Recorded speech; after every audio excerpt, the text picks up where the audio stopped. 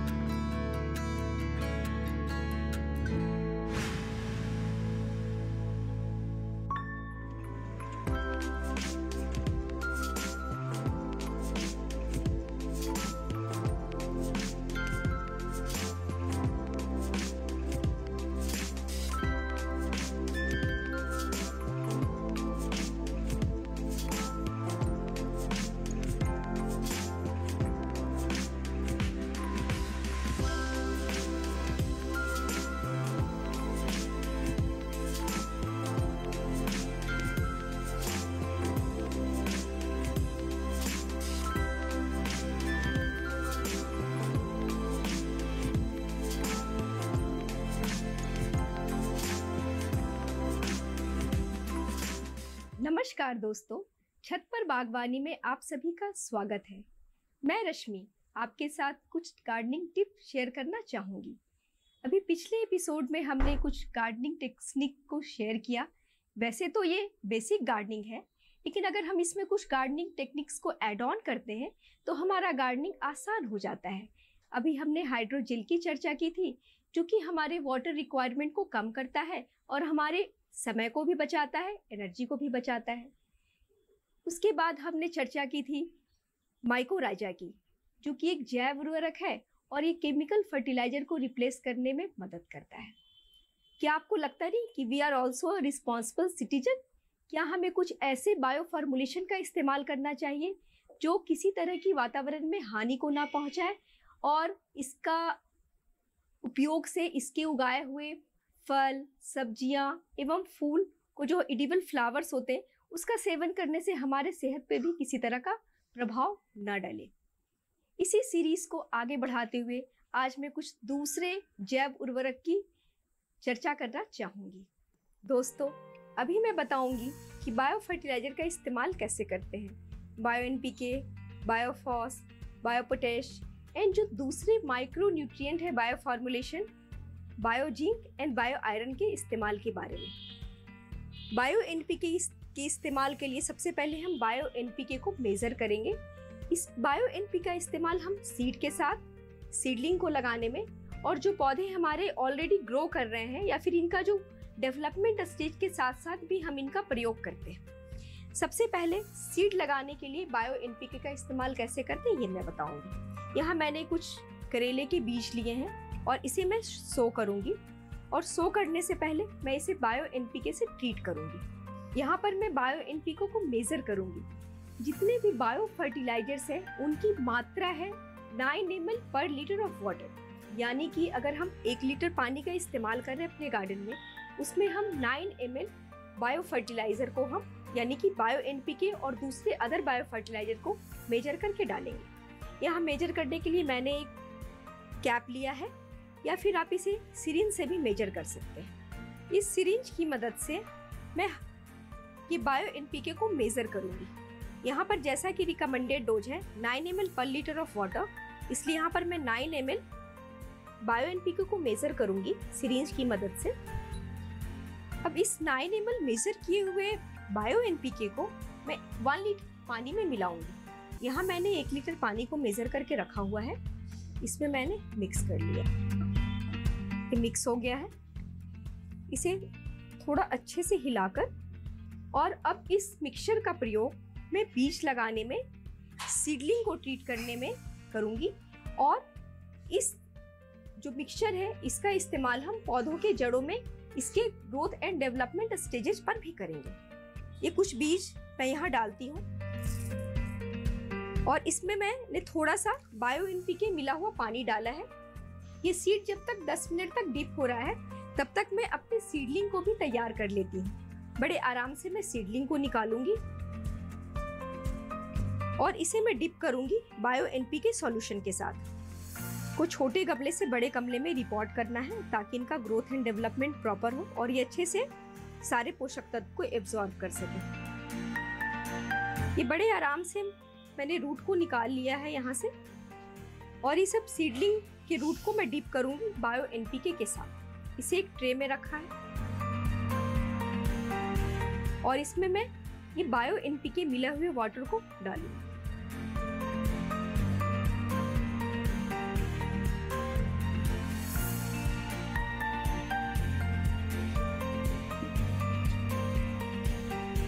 इस सीडलिंग को हम डिप करेंगे बायो एनपीके मिले हुए पानी के साथ और इसे 10 मिनट तक छोड़ देंगे।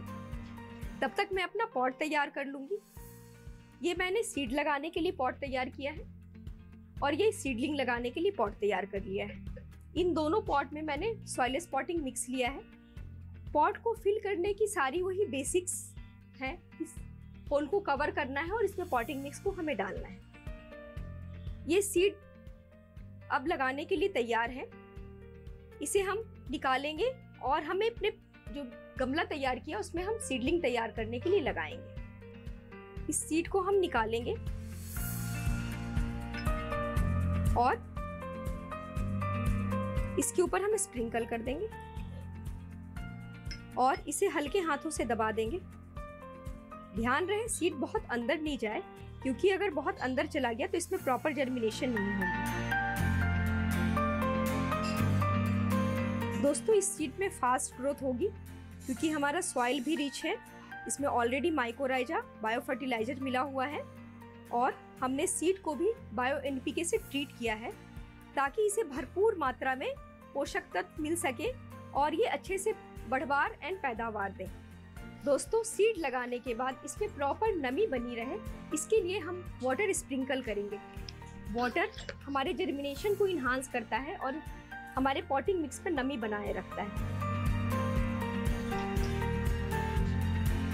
अब इस पॉट को जर्मिनेशन के लिए रख देंगे।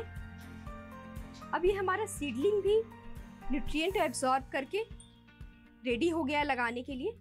इसके लिए भी मैंने जो पॉटिंग मिक्स तैयार किया है इसमें ऑलरेडी माइकोराइजा मिला हुआ है और इस सीडलिंग को हम लगाएंगे। इस सीडलिंग को यहाँ से इस डिप सॉल्यूशन से निकालेंगे, हम पॉटिंग मिक्स में लगाएंगे। इस सीडलिंग ने भरपूर मात्रा में बायो एनपीके को अवशोषित कर लिया है और ये इसके माइक्रोब्स अब वर्क करेंगे और इसको nitrogen, phosphorus and potassium provide करेंगे। पौधे लगाने के बाद इसको मैं हल्के हाथों से दबा दूंगी।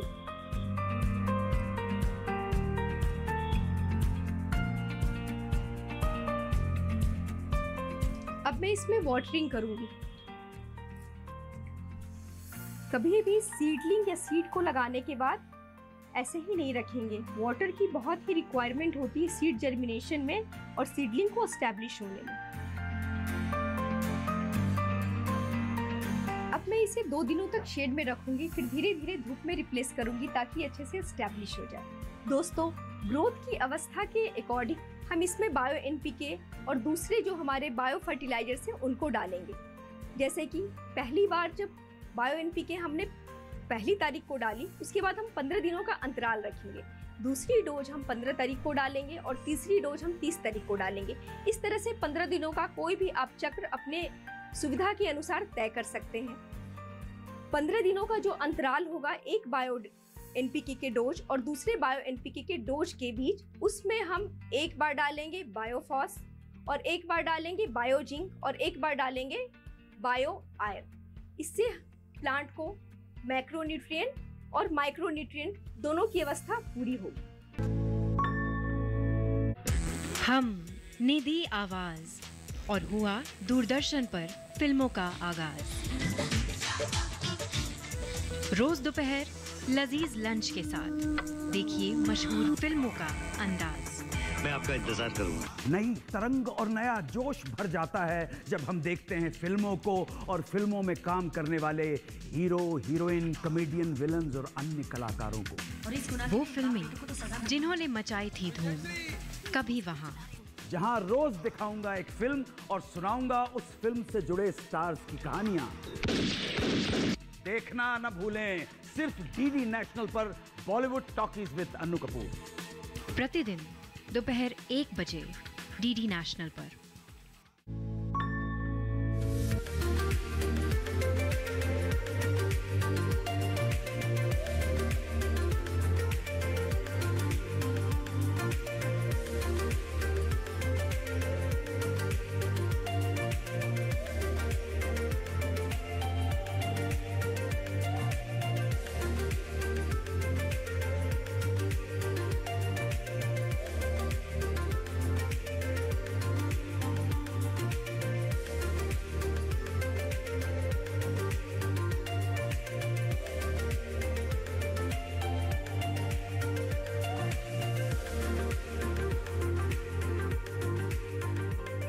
अभी मैं आपको बताऊंगी बायो फर्टिलाइजर का अपने गार्डन में हम इस्तेमाल कैसे करेंगे। इसके लिए जो रिकमेंडेड डोज है 9 ml पर लीटर ऑफ वाटर। तो हम पूरी बॉटल, हमारी एक बार में एक बॉटल अगर गार्डन में हमारे 50 प्लांट्स है उसके लिए सफिशिएंट है। इसके लिए हमने 11 लीटर ऑफ वाटर लिया है यहाँ एक बकेट में। आप भी इसी तरीके से 11 लीटर पानी ले सकते हैं 100 ml बायो फर्टिलाइजर के लिए। इसमें बायो फर्टिलाइजर में बायो जिंक को इस्तेमाल करना हो, बायो पोटैश को इस्तेमाल करना हो, बायो एनपीके को इस्तेमाल करना हो, आप इसी तरह से सॉल्यूशन बनाएंगे। यहाँ पर आप देख रहे हैं कि ये बर्ड स्टेज में प्लांट है, फ्लावरिंग प्लांट है जैस्मिन का। और बर्ड स्टेज में हमें जो एनपीके है इसको रोक देना है और जो बायो पोटैश है इसका हमें डोजेज स्टार्ट करना है। यहाँ पर इस 100 ml बायो पोटैश को 11 लीटर पानी में मिक्स करूंगी।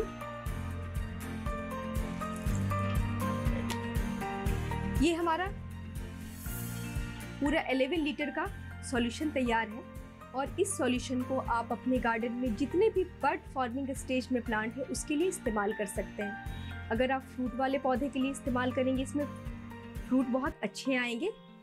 और अब इस सॉल्यूशन को मैं इसमें डालूंगी।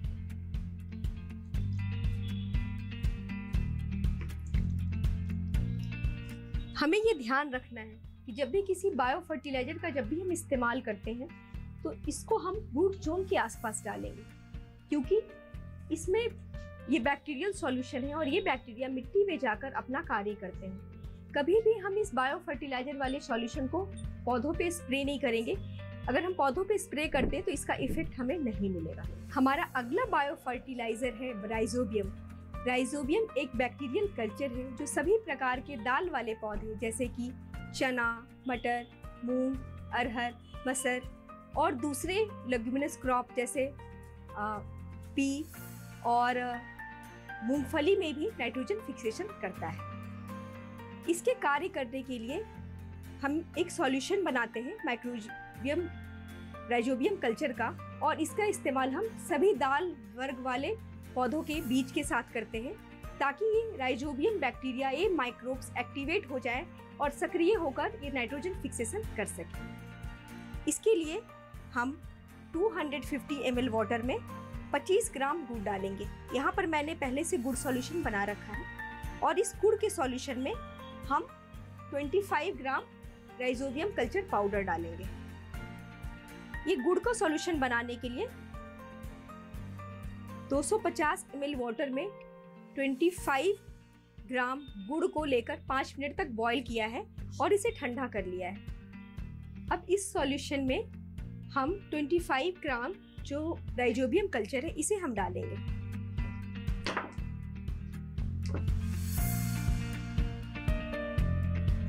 ये राइजोबियम जो लेग्यूमिनस क्रॉप होते हैं उसमें रूट नोड्यूल का फॉर्मेशन करते हैं और इसमें नाइट्रोजन फिक्सेशन करते हैं। ये नाइट्रोजन पौधे के द्वारा अवशोषित कर लिए जाते हैं और पोषक तत्व के रूप में पौधे इसे इस्तेमाल करते हैं। कभी आप सोच सकते हैं कि क्या ये हमारे लिए एक नाइट्रोजन का एक अच्छा स्रोत हो सकता है और मिट्टी में इसमें भरपूर मात्रा में नाइट्रोजन मिल सकती है। जी हाँ, इसलिए हम लेग्यूमिनस क्रॉप को अल्टरनेट क्रॉपिंग की तरह इस्तेमाल करते हैं। जैसे हमने गार्डन में एक बार सारे क्रॉप लिए और अगले साल दूसरे सीजन में हम गार्डन में ये लेग्यूमिनस क्रॉप्स को लगा सकते हैं। इसमें इसके रूट नोड्यूल का फॉर्मेशन होगा और इसमें बैक्टीरिया नाइट्रोजन फिक्सेशन करेंगे। ये नाइट्रोजन भरपूर मात्रा में बायोलॉजिकल फिक्सेशन के द्वारा हमारे मिट्टी में आ जाएंगी और ये मिट्टी अगले क्रॉप के लिए अच्छे स्रोत के साथ भरपूर मात्रा में नाइट्रोजन को प्रोवाइड करेंगे। ये हमारा चना है, इसको मैं इस सॉल्यूशन में डिप करूंगी। इसी प्रकार से आप सारे दलहन क्रॉप, चना, मटर, मूंगफली का इस्तेमाल राइजोबियम कल्चर के साथ कर सकते हैं। ये राइजोबियम कल्चर इसके साथ जो माइक्रोब्स होते हैं उनको एक्टिवेट कर देता है। ये मैंने अभी यहाँ पर चना को डिप किया था और इसे निकाल कर मैं इसे छाया में सुखाऊंगी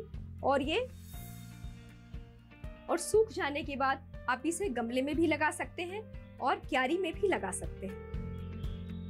जब भी हम जैव उर्वरक का इस्तेमाल करते हैं तो हमें कुछ सावधानियां रखनी होती हैं। सबसे पहले कि जैव उर्वरक को जब भी हम खरीदें इसकी वैलिडिटी यानी शेल्फ लाइफ देखकर खरीदें।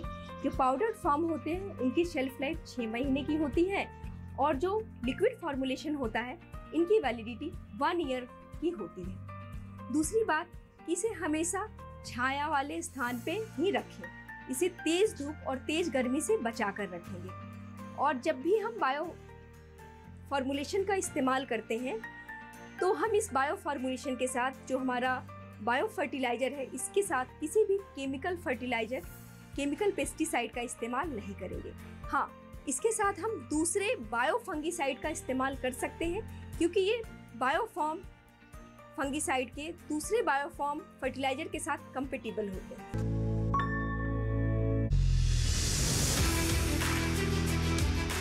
स्पेशल ओलंपिक्स का बजा बिगुल, 190 देश, 7000 खिलाड़ी। हमारे 198 एथलीट्स और 57 कोचेस वर्ल्ड समर गेम्स में पार्टिसिपेट करने के लिए जा रहे हैं। 16 प्रतियोगिता, जोश दमखम भरे मुकाबले। वर्ल्ड समर गेम्स 2023 बर्लिन से प्रसारण 16 जून से 25 जून तक। देखिए सिर्फ डीडी स्पोर्ट्स पर।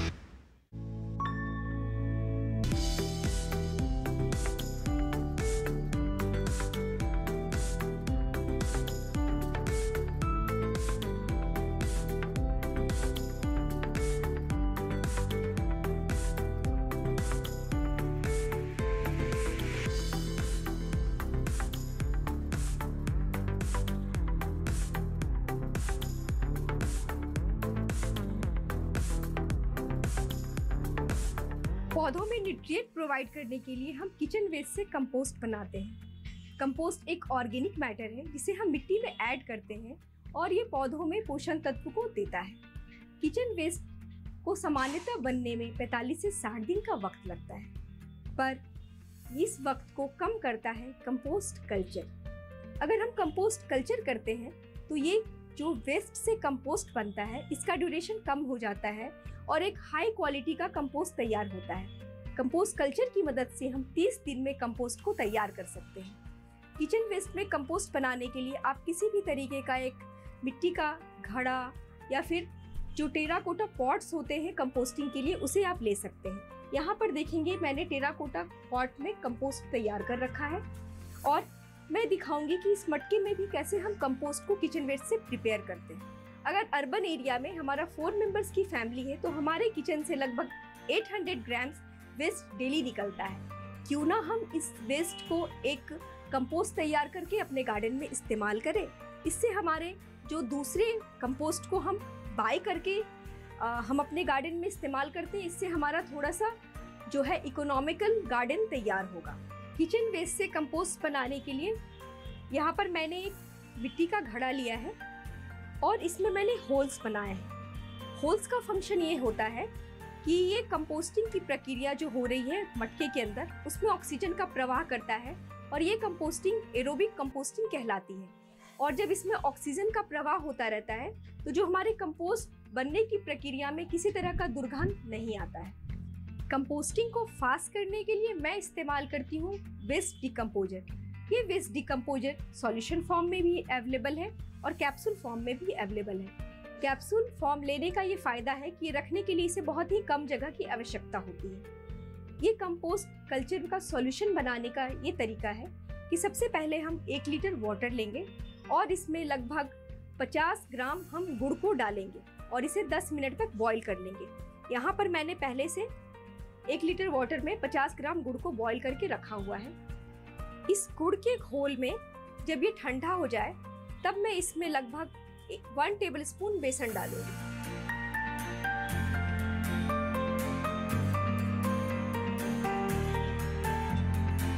बेसन डालकर इसे अच्छी तरह घोल लेंगे।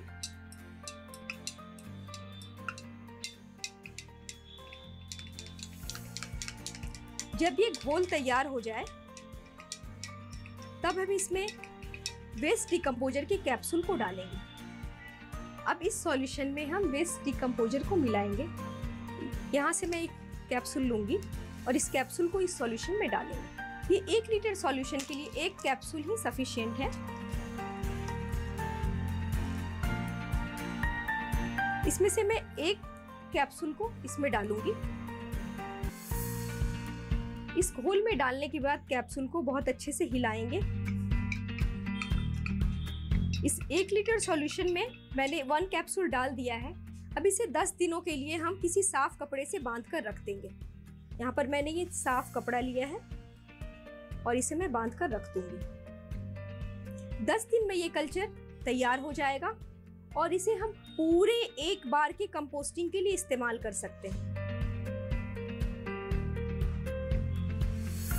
अब मैं इसे 10 दिनों के लिए इस कल्चर के फॉर्मेशन के लिए रख दूंगी। दोस्तों, यहाँ पर पहले से मैंने कल्चर को तैयार करके रखा है और ये हमारा तैयार कल्चर है। ये 10 दिन पहले मैंने इस घोल में वेस्ट डिकम्पोजर को मिलाया था। अब इस घोल को हम अच्छी तरह चलाएंगे। ये वेस्ट डिकम्पोजर का कल्चर इस्तेमाल के लिए तैयार है। यहाँ पर मैंने अपना किचन वेस्ट इकट्ठा किया है और इस किचन वेस्ट को मैं इस घड़े में डालूंगी। अब मैं किचन वेस्ट को इस मटके में डालूंगी और इसमें एक कंपोस्ट कल्चर भी डालूंगी जो हमारा वेस्ट डिकम्पोजर से तैयार कल्चर है। ये जो हमारा तैयार कल्चर है इसे एक बार में इस्तेमाल करने के लिए इसमें से हम 25 ml कल्चर को लेंगे। ये पूरा 1 लीटर पूरे एक बार में मटके में खाद बनने के लिए सफिशिएंट है। इसे मैं 25 ml मेजर करूंगी और इसे लगभग 250 मिलीलीटर पानी में मिक्स करेंगे। इस 25 ml सॉल्यूशन को लगभग 250 मिलीलीटर पानी में मिलाऊंगी। इसे अच्छी तरह हिलाकर अब मैं इसे किचन वेस्ट के ऊपर स्प्रिंकल करूंगी। अभी मैंने किचन वेस्ट के ऊपर वेस्ट डिकम्पोजर के घोल को डाला है। अब जब अगली बार हम किचन वेस्ट को हम इसमें डालेंगे तो इसी प्रक्रिया के द्वारा इतनी ही मात्रा में हम वेस्ट डिकम्पोजर के घोल को इसके ऊपर डालेंगे। ये वेस्ट डिकम्पोजर का घोल माइक्रोबियल एक्टिविटी को बढ़ाता है ताकि ये बहुत अच्छे से और फास्ट हमारा जो किचन वेस्ट है वो डिकम्पोज हो जाए और ये डिकम्पोज होकर प्रॉपर ये हमारा कंपोस्ट लगभग 30 दिनों में तैयार हो जाएगा। एक अच्छी गुणवत्ता वाले कंपोस्ट का रंग काला भूरे रंग का होता है और इसमें किसी भी प्रकार का दुर्गंध नहीं होता है। दोस्तों, आप भी वेस्ट डिकम्पोजर की मदद से घर में कंपोस्ट बना सकते हैं और बिल्कुल बेफिक्र रहिए। ये कंपोस्ट इतना फास्ट बनेगा कि आपको भी मजा आएगा और इसमें किसी तरह का दुर्गंध, इंसेक्ट और पेस्ट नहीं होगा।